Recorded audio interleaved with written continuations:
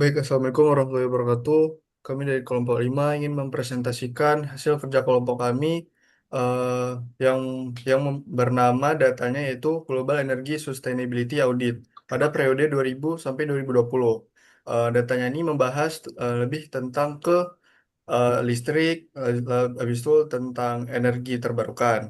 Lalu permasalahan yang pertama yaitu bagaimana tren akses listrik global dari tahun 2000 hingga 2020 berdasarkan kawasan geografis. Nah, di sini kami menggunakan eh, multi-line eh, multi-line chart. Jadi di sini kawasan Oseani memiliki peningkatan akses listrik tertinggi dari rata-rata 69,4%, yaitu tahun 2020, tahun 2000 ke 91% di tahun 2020. Peningkatannya ini 21,7 poin persentase. Lalu Europe dan North Amerika sudah hampir mencapai akses universal sejak dari awal periode. Lalu permasalahan yang kedua adalah apakah negara dengan GDP per kapita yang tinggi cenderung memiliki porsi energi terbarukan yang lebih besar dalam bauran energinya? Permasalahan kedua kami menggunakan scatter plot agar lebih mudah menampilkan data-datanya. Nah, di sini kesimpulannya tuh pada tahun 2000, negara dengan GDP per kapita tinggi, yaitu besar dari 30.000 dolar, memiliki rata-rata bauran EBT 18,5%. Sedangkan negara GDP rendah, yaitu kurang dari 5.000 dolar, rata-rata 46,1%. Negara berkembang seiring memiliki porsi biomasa tradisional yang lebih besar, sementara negara maju berinvestasi lebih banyak di energi terbarukan modern. Lalu selanjutnya akan dijelaskan oleh teman saya. Pertanyaan 3, bagaimana distribusi emisi CO2 per kapita antar kawasan dunia dan negara mana yang memiliki area terbesar? Uh, jadi pemilihan diagram untuk pertanyaan ini adalah box plot, yang dimana box plot dirancang untuk memperlihatkan sebaran data sekaligus mengidentifikasi anomali dalam satu tampilan. Jadi setiap kawasan geografis ini dipresentasikan oleh satu kotak. Panjang kotak mencerminkan seberapa beragam emisi negara di dalamnya. Garis putih di tengah ini menampilkan nilai median dan whisker yang memanjang ke atas bawah menandai batas emisi yang masih dianggap wajar. Jadi negara yang emisinya melampaui batas 1,5 kali IQR dari kawasannya langsung muncul sebagai titik merah di luar whisker. Dengan struktur ini, Boxport menjawab pertanyaan secara visual dan statistik sekaligus. Jadi bukan hanya menunjukkan siapa yang paling tinggi emisinya, tapi juga menunjukkan siapa yang secara signifikan menyimpang dari pola kawasannya sendiri. Kemudian untuk pertanyaan keempat, negara mana aja yang mengalami pertumbuhan kapasitas energi terbarukan per kapita paling signifikan selama 2 dekade terakhir? Jadi diagram yang digunakan adalah horizontal bar chart. Jadi diagram ini dipilih karena pertanyaannya pada dasarnya adalah pertanyaan peringkat, yang dimana bar chart adalah cara paling intuitif untuk membandingkan besaran antar entitas.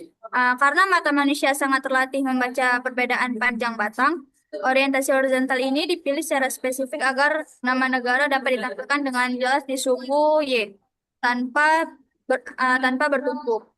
Kemudian panjang setiap bar itu mempresentasikan total pertumbuhan dalam watt atau orang dari tahun pertama hingga terakhir data tersedia.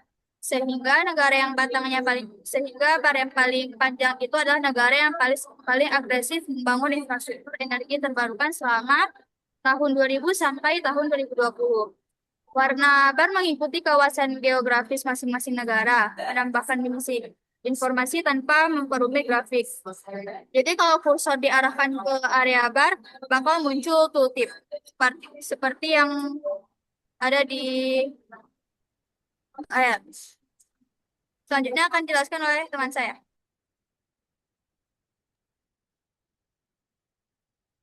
Baik, untuk pertanyaan kelima adalah apakah terdapat hubungan antara akses bahan bakar bersih untuk memasak dengan indeks pembangunan manusia atau HDI? Nah, untuk menjawab pertanyaan ini, kami menggunakan scatter plot yang dilengkapi garis tren regresi karena visualisasi ini paling sesuai untuk menunjukkan hubungan atau korelasi antara dua variabel numerik. Nah, scatter plot memungkinkan kita melihat pola persebaran data, sedangkan garis regresi membantu menunjukkan arah hubungan antara variabel. Nah, berdasarkan scatter plot yang ada, terdapat korelasi positif yang sangat kuat antara kedua variabel tersebut. Hal ini terlihat dari sebaran titik yang membentuk pola naik dari kiri bawah ke kanan atas, serta garis tren yang menunjukkan kebeningan positif. Kemudian untuk pertanyaan keenam, bagaimana pola aliran pendanaan internasional untuk energi terbarukan di negara berkembang dari waktu ke waktu. Nah, untuk menjawab pertanyaan ini, kami menggunakan stack area chart karena visualisasi ini efektif untuk menampilkan perubahan data sepanjang waktu sekaligus menunjukkan kontribusi masing-masing kawasan terhadap total pendanaan yang diterima. Nah, berdasarkan grafik yang ada, pendanaan internasional untuk energi terbarukan menunjukkan tren peningkatan yang signifikan sejak tahun 2000 hingga mencapai puncaknya pada tahun 2017. Nah, setelah itu terjadi penurunan pada beberapa tahun berikutnya. Selain itu, kawasan Asia dan Afrika menjadi penerima manfaat terbesar dari aliran pendanaan tersebut. Hal ini menunjukkan bahwa kedua kawasan tersebut menjadi fokus utama dalam pengembangan energi terbarukan di negara berkembang.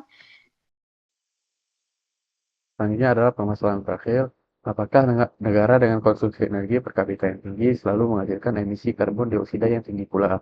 Untuk menjawab pertanyaan ini, kami menggunakan scatter plot dengan gradasi warna, karena visualisasi ini sangat sesuai untuk menunjukkan hubungan antara dua variabel numerik, yaitu konsumsi energi per kapita dan emisi karbon dioksida per kapita. Penggunaan gradasi warna akan membantu untuk menampilkan tingkat pemanfaatan energi rendah karbon pada masing-masing negara.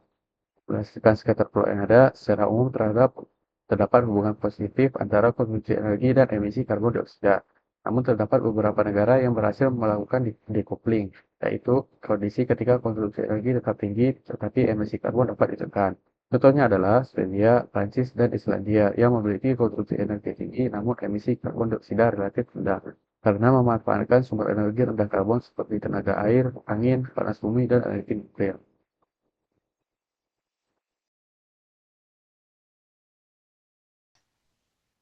Oke, sekian dari kelompok kami. Wabillahi taufiq wal hidayah. Assalamualaikum warahmatullahi wabarakatuh.